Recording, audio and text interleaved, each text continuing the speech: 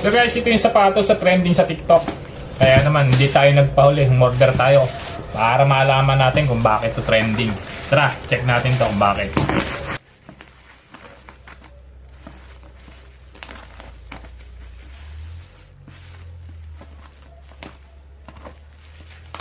Hindi nga pala ito branded, pero nagtataka ako bakit napaka special yata ito at trending na trending sa TikTok. Napakaraming bumibili.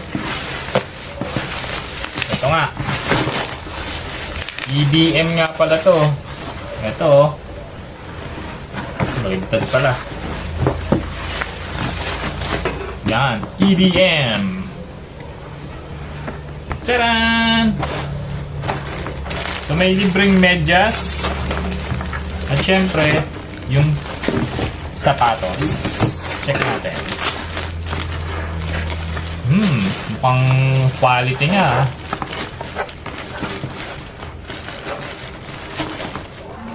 Alright. Wow. Swelas. Goods. Malambot. Maganda rin yung quality ng tela niya, oh. Ayos. Kaya pala naman trending.